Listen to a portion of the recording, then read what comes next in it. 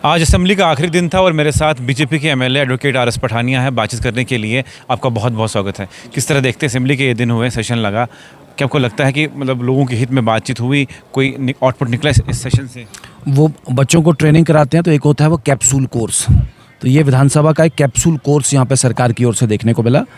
तकरीबन 450 के पास सवाल थे और मुझे लगता नहीं 15 से 20 सवाल थे स्टार्ट केवड़ी जिन पे डिस्कशन डिबेट हो पाया होगा।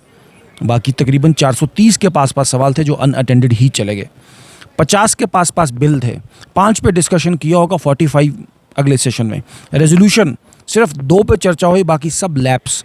तो ऑल इंडिया स्पीकर्स कॉन्फ्रेंस का जब एक रेजोल्यूशन है और सरकार भी उसका पार्ट है कि 100 दिन एक विधानसभा बैठेगी, लेकिन हमारी विधानसभा तो 30 भी पूरी नहीं कर पा रही। मुझे लगता नहीं कि सरकार के पास इससे छुपने के लिए, लोगों से छुपने के लिए, विधायकों से छुपने के लिए और अपनी करप्ट डील्स को छुपाने के लिए सरकार ने ये सारा तमाशा किया है।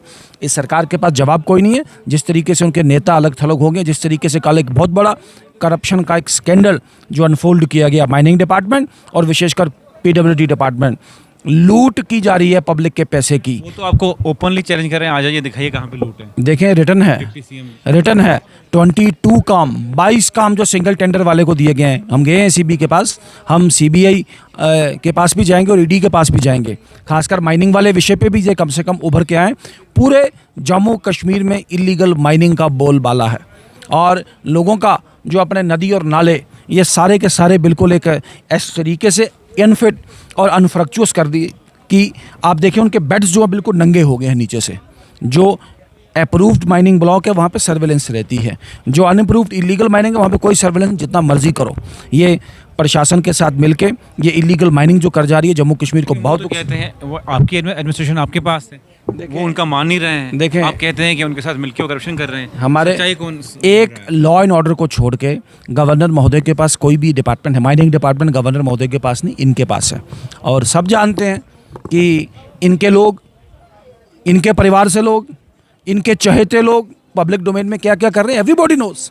और मैं अपने ज़िला की बात करूं, उधमपुर की, हमारे ज़िला में इस बार जो फ्लड्स का तो ज़्यादा प्रकोप देखने को मिला, 10,000 मकान गिरे हमारे वहाँ और 10,000 जो परिवार है आज तक एक भी अरेंजमेंट सरकार उनके लिए कर नहीं पाई है। कल उन्होंने एलिगेशन लगाया, कहा कि हम पे इल्ज़ाम लगा रहे हैं। इनको पूछो कि 2014 के बाद पुल, सड़कें बनी, बारिशें आई, सब टूट गए। उन पे कौन उन पे कौन इंक्वायरी करेगा, उन पे कौन एक्शन लेगा? देखें, मैं बड़ी जिम्मेवारी के साथ, बड़ी रिस्पॉन्सिबिलिटी के साथ मैं सरकार को चैलेंज करता हूं और जिनका बयान बना रहे हैं उनको भी चैलेंज करता हूं कि आप तथ्य लेके आइए, आप प्रूव कीजिए, आप साबित कीजिए। हम भी आपके साथ हैं। अगर हमारे कार्यकाल में थोड़ी की देर हमारी सरकार रही है 3 साल के पास हम जूनियर पार्टनर थे उस सरकार में, हालांकि पीडब्ल्यूडी विभाग हमारे पास नहीं था, लेकिन फिर भी आपको लाएंगे, हम आपके साथ हैं।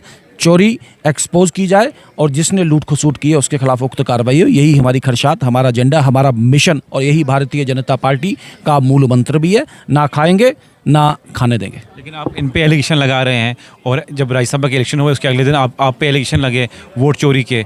ये बोला गया कि आपने 4 वो राज्यसभा के वोट खरीदे हैं। देखें, आपने ठीक कहा, मैं ज़रा आपके साथ ही इसको क्लैरिफाई कर लूँ। अब इनकी मुर्गी दूसरे के घर जाके अंडा दे तो उसमें परेशानी इनको हो ना। ये अपने फ्लॉक को संभाल नहीं पा रहे।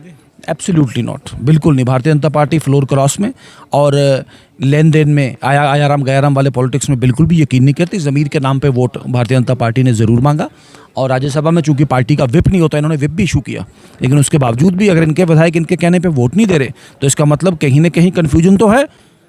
ऐसे तो नहीं राहुल्ला साहब एक बात करते हैं, ऐसे तो नहीं अल्ताफ़ साहब इनको सलाह देते हैं, ऐसे तो नहीं सरकार के बार एमएलए विधानसभा में कह रहे हैं कि जो जवाब आ रहे हैं वो जवाब अनट्रू हैं, गलत हैं, मिसलीडिंग है। आप ही के एमएलए कहते हैं कि बीजेपी के साथ एनसी के 8 एमएलए टच में हैं। देखिए, ये तो हुआ ना, मतलब देखिए मैं तो बोलूँगा मैं 41 के टच में, उसमें कौन सी बात है। हमारा सबके साथ अच्छा रिलेशन है। मैंने कहा हम कभी किसी, जिस तरह से आपके विक्रम रंधावा ने कहा, उनने कहा कि इनके 8 एमएलए हमारे टच में हैं। एलओपी आपके कहते हैं कि कुछ दिनों के बाद सरकार गिर जाएगी, ये काम नहीं कर रही है। देखिए, मैंने गिराना चाहते हैं मैंने विक्रम जी का स्टेटमेंट सुना नहीं है। उन्होंने कहा 8 हाँ, मैंने सुना नहीं, लेकिन आपको बता दूं, हम कभी भी किसी भी सरकार को डिस्टेबलाइज करने का पार्ट नहीं बनेंगे।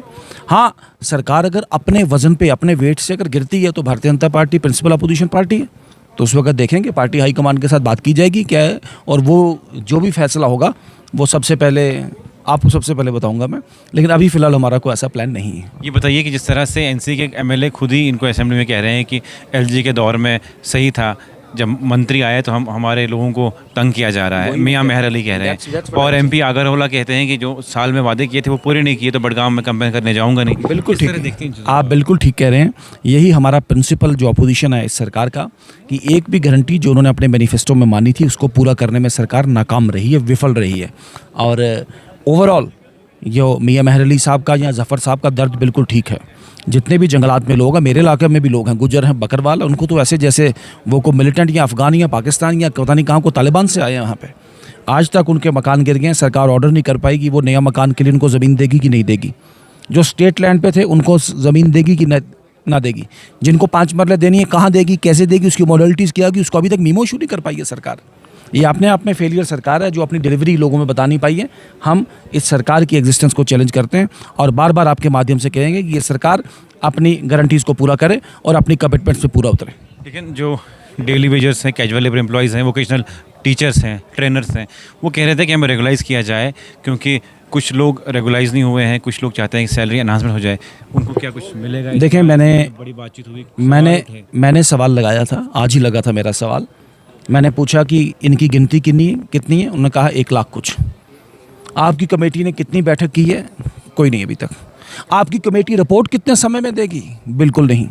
मैंने कहा कि वो जो पीएचई वालों का डेली वेजेस है, बाकी डेली वेजेस का वो जो मेहनताना जो 1-1 महीने का, वो कई महीनों का पेंडिंग है, वो कहते हैं वो पता नहीं हम कौन से ग्राम्स पे डाल रहे हैं। बिल्कुल जवाब नहीं, झूठ जवाब, फ्रॉड जवाब, और कहीं ना कहीं करनी आपके कार्यकाल में तो बड़े प्रोटेस्ट हुए। एलजी का राज चल रहा था, आप भी चाहते तो उनका दर्द समझते, मसले हल करते।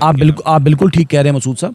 ऐसा है कि गवर्नर रूल किसी भी पार्टी का रूल होता नहीं है। दूसरी बात है वो हमारे बोलने की बात है, लेकिन गवर्नर साहब आपकी पार्टी से आते हैं, संवैधानिक पद्धति यही है। वो दिल्ली में उनको दिल्ली से भेजते हैं, दिल्ली में सरकार आपकी है, चाहते तो उनका दर्द आप हल करें। देखें, कॉन्स्टिट्यूशनल स्कीम यही है।